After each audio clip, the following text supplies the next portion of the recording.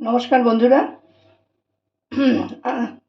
আজকে আমি একটি রান্না নিয়ে এসেছি, সেটি হচ্ছে চিকেনের একটি প্রিপারেশন। এখানে আমার টুকরো টুকরো করে কেটে রাখা চিকেন আছে উইথ বোন, আর তার মধ্যে আমি একটু লেবুর রস দিয়ে ভালো করে ধুয়ে নিয়ে তারপরে মধ্যে লবণ আর একটু অরেঞ্জের জুস মাখিয়ে রেখেছি, একটু কমলা লেবুর আধখানা মাখিয়ে রেখেছি। আর তার মধ্যে দিয়েছি একটু আদা রসুনের বাটা 1 চামচ ছোটো চামচে, আর একটু কর্নফ্লাওয়ার আর একটা ডিম। তো আমি এগুলি সবটা মিশিয়ে নিয়ে আমি এই চিকেনগুলোকে ভেজে নেব। আপনারা দেখতে থাকুন আমি যেভাবে রান্নাটা করব। আমি এটা সম্পূর্ণ আমার নিজের রেসিপি, আমি নিজে একটা করে দেখেছি, খুব ভালো হয়েছিল, তাই জন্য আমি এটা আপনাদের সাথে শেয়ার করছি। 2 চামচ কর্নফ্লাওয়ার দেওয়া আছে। আমি এটা এখন একটু ফ্রাই করে নেব। আমি এটা ঘন্টা 1.5 মতন ম্যারিনেট করে রেখেছিলাম। আমার ঘরে যেরকম চিকেন ছিল আমি আর কাটাকাটি করিনি, সেভাবেই আমি এটা করছি।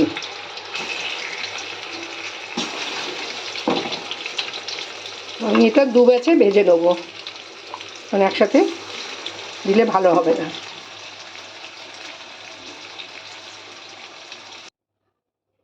আমার চিকেনগুলি সব ভাজা হয়ে গেছে, আমি এরকম ভেজে তুলে নিলাম। এখন আমি কড়াইতে সামান্য তেল দিয়েছি, মানে 1/2 চামচের মতন তেল দিয়েছি। ওই তেলের মধ্যেই 1/2 চামচ তেল দিয়েছি। এখন আমি এর মধ্যে দেব একটু আদা রসুন আর কাঁচা লঙ্কা বাটা।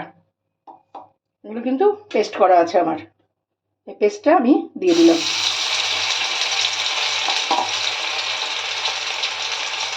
রসুনটা একটু বেশি আছে, আদাটা কম পরিমাণে। এটা আমি একটু ভেজে দেব, কাঁচা গন্ধটা যাতে না থাকে একটু ভেজে নেব।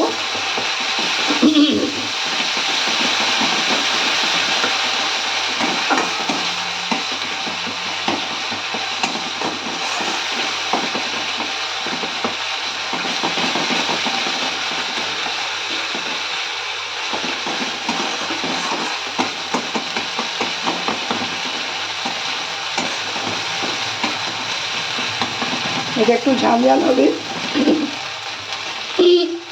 ঝাল টক মিষ্টি স্বাদ হবে এটা।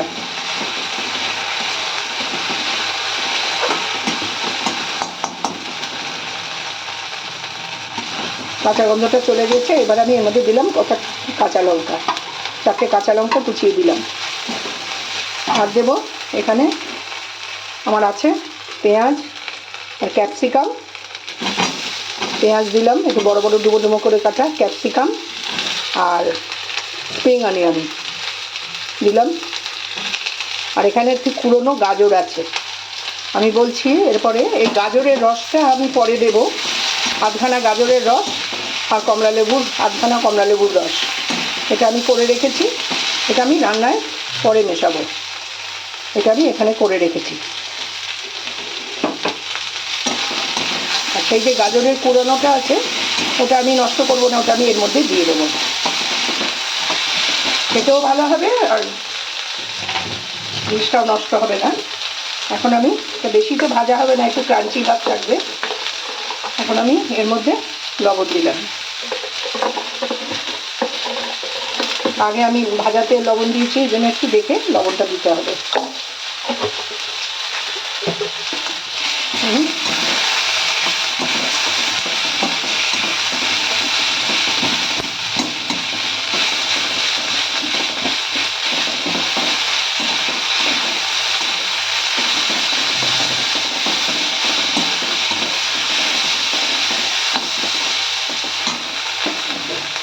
এখন আমি কোরানো গাজরটা দিয়ে দিলাম।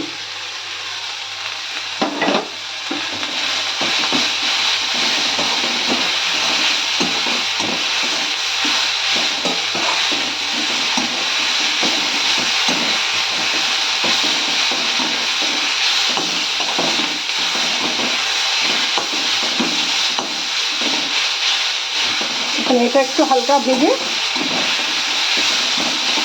তারপরে আমি ওই রসটা দিয়ে দেবো। এটার মধ্যে আছে গাজর আর অরেঞ্জ রস আর একটু ওস্টারশায়ার সসে একটু দেওয়া আছে। এই যে একটু কালচে ভাব আসছে, এটা স্বাদটা ভালো হওয়ার জন্য এটা দিয়েছি।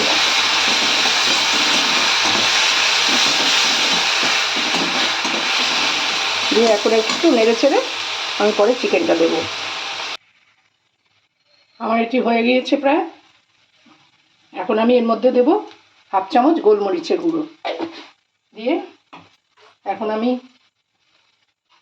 ওটা বেশি ভাজাভাজি আর করব না। এখন আমি এটা চিকেনগুলি দিয়ে দেবো। চিকেনগুলি দিয়ে আমি এগুলির সাথে মিশিয়ে নেব।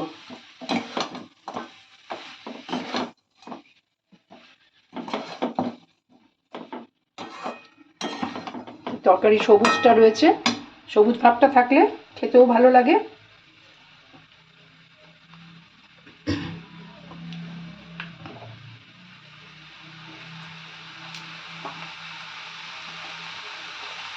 একঘেয়ে চিকেন খেতে খেতে ভালো না লাগলে একটু চেঞ্জ হয়। আর অরেঞ্জটা খুব ভালো লাগে, অরেঞ্জের ফ্লেভার একটা সুন্দর আসে, এটা খেতে খুব ভালো লাগে। একটু আমি কর্নফ্লাওয়ার গুলে আমি এর মধ্যে দিয়ে দিলাম,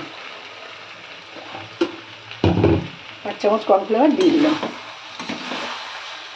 এটা একটু ড্রাই হবে রান্নাটা, ঝোল এতে ভালো লাগবে না। আর একটু স্বাদ অনুযায়ী একটু মিষ্টি দেবো।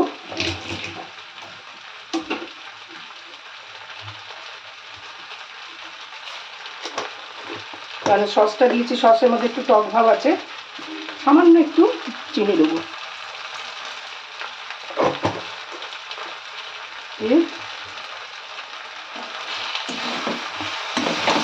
এরকম ড্রাই হবে, মিশিয়ে নিয়ে আমি নামিয়ে দেবো।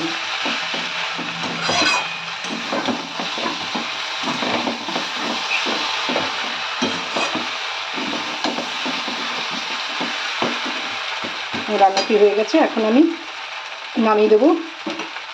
উপরে একটু রোস্টেড তিল একটু আমি দিয়ে দিলাম, টেস্টটা খুব ভালো লাগবে। গ্যাস অফ করে দিলাম।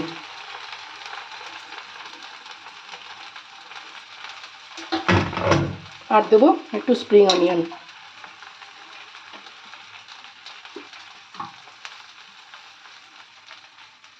আমার রান্না হয়ে গেছে, এখন আমি এটা সার্ভ করব।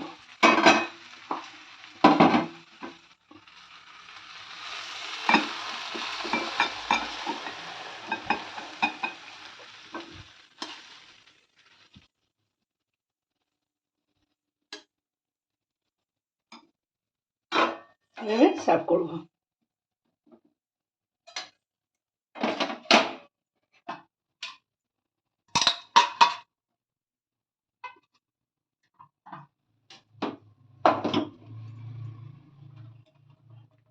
এরকম হবে, আপনারা করে দেখবেন, আশা করি ভালো লাগবে। রুটির সাথে খেতে এটা ভালো লাগে, ফ্রাইড রাইসের সাথেও চলবে, ভাতের থেকেও ফ্রাইড রাইস রুটি এগুলোর সাথেই বেশি ভালো লাগবে। আপনারা সবাই ভালো থাকবেন, সুস্থ থাকবেন। আজকে আমি এখানেই শেষ করছি।